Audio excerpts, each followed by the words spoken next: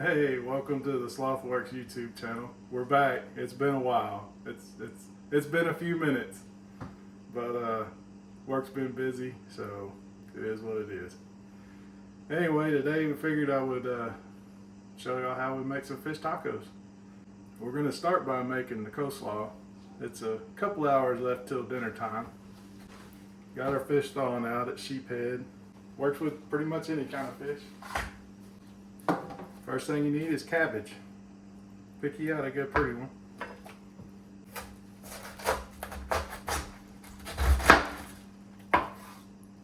You're gonna cut her in half. Now we're gonna half it again. That with some quarters in. The outside leaves get pretty rough looking. We'll peel them off. What I like to do is just cut that stem out. And then we're just going to slice it. You can slice it the thickness you want. However you like the coleslaw.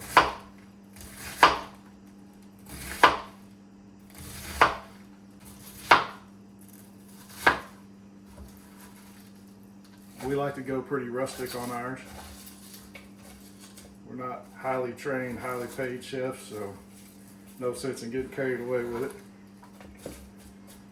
And a quarter of this size cabbage will be plenty for what we want to do tonight. Now we would normally use an avocado and some fresh lime and all that kind of good stuff, but we found if you use this guacamole salsa, it's got everything you need in it pretty much. So we're going to be adding some of this. We will add just a spoonful of some mayonnaise. You need a little bit of that in there. Oh yeah, and we're going to add a little onion. We're not going to get too carried away with the onion because it can overpower your stuff. They'll break up when we stir this. It's not a huge deal. Alright, so we got the mayo. It's not going to take a lot. We're not putting a lot in there.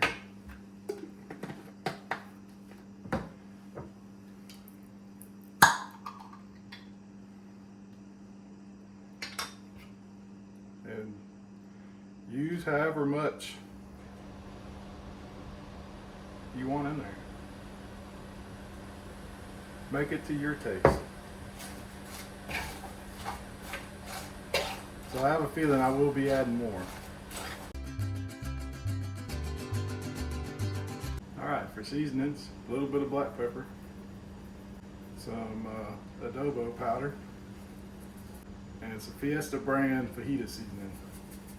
I'm not going to add any salt because both of these have plenty of salt in them. But once it sits for a little while and we taste it, we can always add more seasoning if we need it. This really needs to sit for a couple of hours before you make your tacos. Give that cabbage some time to break down. And almost forgot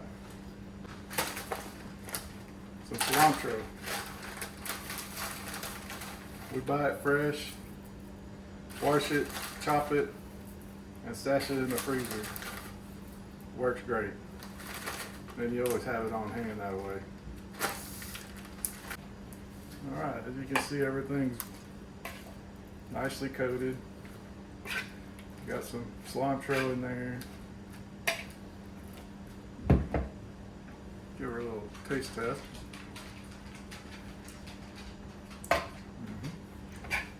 That's going to do it. So we'll stash this in the fridge for a couple hours or until we get ready to build the rest of the tacos. And we'll bring y'all back when that time comes. Alright, so we're back. Pulled this out of the fridge, we'll give it a little stir. You can kind of see how much it's wilted down. The cabbage is definitely not as crunchy as it was before. If you like your cabbage to be a little more crispy, just don't let it sit for as long. It's getting about where we prefer it right now. We like a little crunch. The seasoning is definitely blended in, and yeah, it's ready to go. Alright, so now for the fish. We're going to get this big cast iron skillet going. Going to set it a little bit more than medium. We do want this to get plenty of heat built up in it before we go adding the fish to it. It's a pretty quick deal to cook, so yeah, once you get rolling, it don't take long. And in all honesty, this is probably way better to do outside. You can smoke up a house a little bit. We're also going to add a little bit of peanut oil and butter to that skillet. Cheap stuff works just fine. Okay, for the fish, these are frozen in water. If it was fresh, you'd still want to kind of blot them off a little bit, but they won't hold as much moisture as when they've been frozen in water.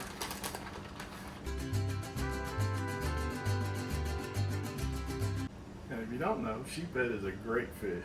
It's really good eating. They're really a big pain in the butt to clean.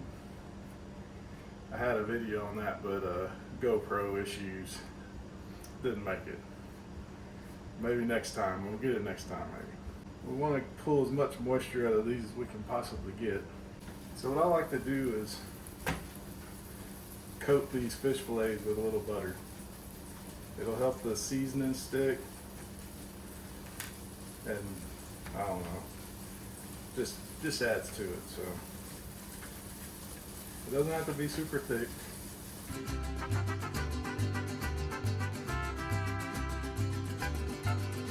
That sizzling you're hearing back there is just the water coming out of that butter. It's alright, it needs to get out of there. Okay, and now for the magic. Chef Paul Perdone's redfish magic. This seasoning was single-handedly responsible for putting, or nearly putting, redfish on the endangered species list. It's good stuff. We're going to sprinkle it on there pretty heavy. It doesn't seem real spicy to me, but it does make a really nice coating.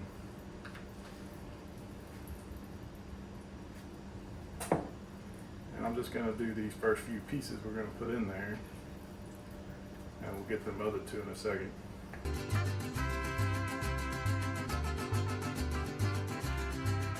So I'll get this camera moved. This all happens pretty quick. So we got a little smoke coming off of there. Got our tools ready. We'll put these thinner pieces on the outside.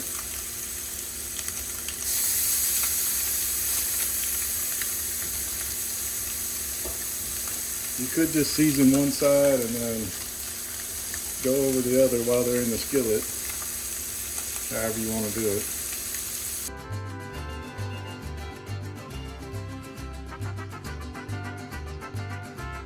There's a better look at it. That's the good stuff right there.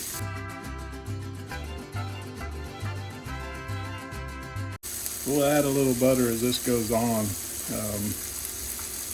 We want to keep some oil in that pan.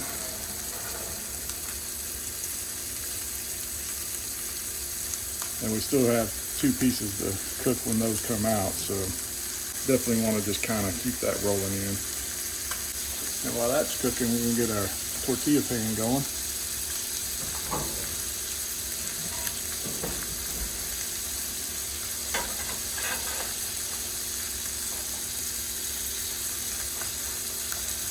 I also run that on medium heat. And while this is trucking along, let me go get the tortilla order for Ms. Dana. So we're gonna look into these smaller pieces. They're probably pretty close to ready to flip.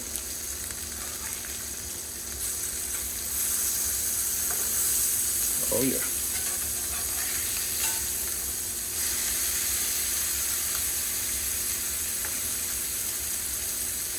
And that's kind of what I like to see. That blackening seasoning, it pretty much stays on there.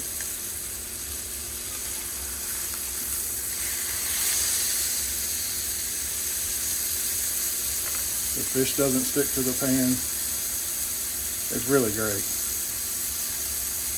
And this really doesn't take very long at all.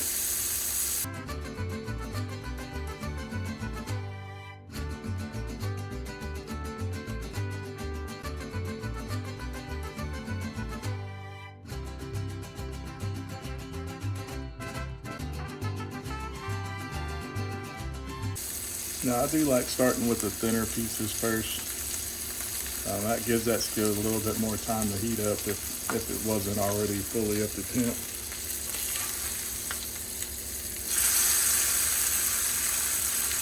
Those birds ready to come out.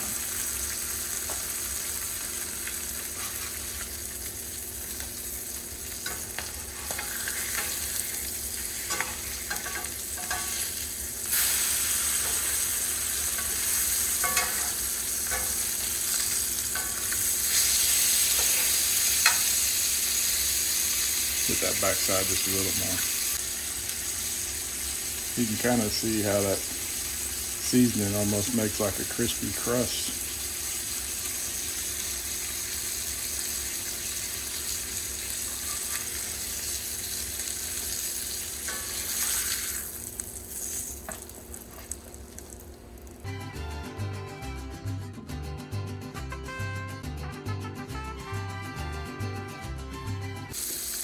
Stove's a little off level, so I keep rotating that around so the oil will drain underneath everything.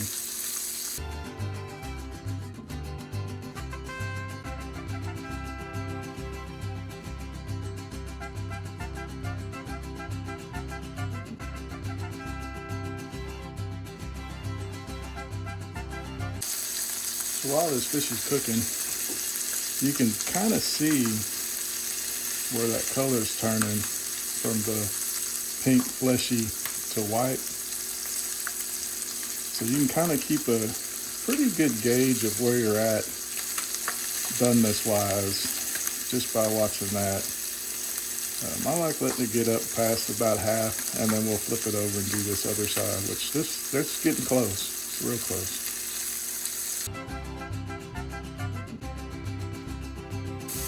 Yeah, buddy, looking pretty good.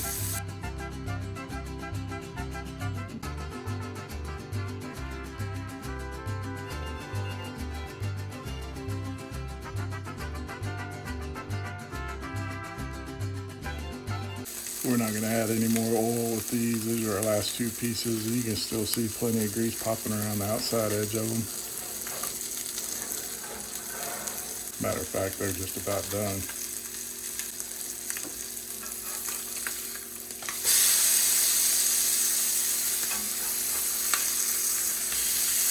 So as you can see, nothing's stuck. It's really convenient way to cook fish.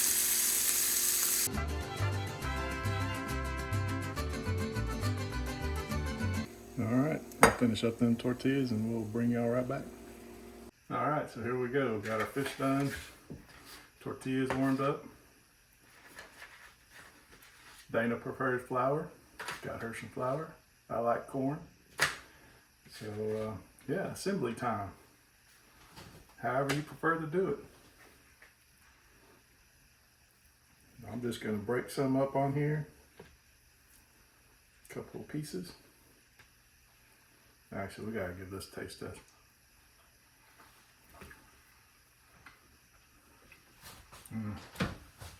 Okay, yeah, sheep head is really great.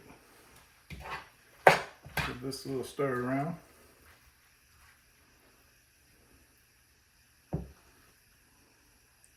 Now, the nice thing about this coleslaw is it adds a bit of texture to the taco. If you got a favorite hot sauce you like, use it. These actually turn out pretty good just the way they are, at least for us.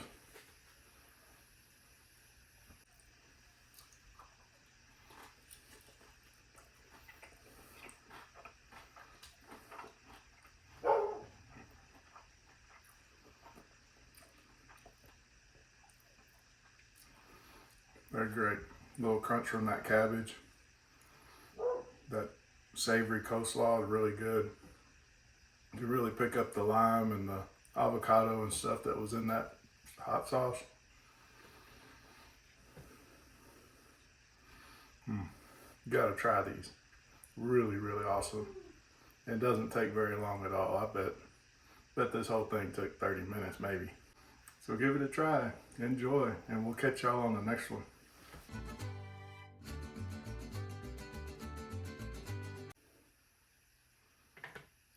Well,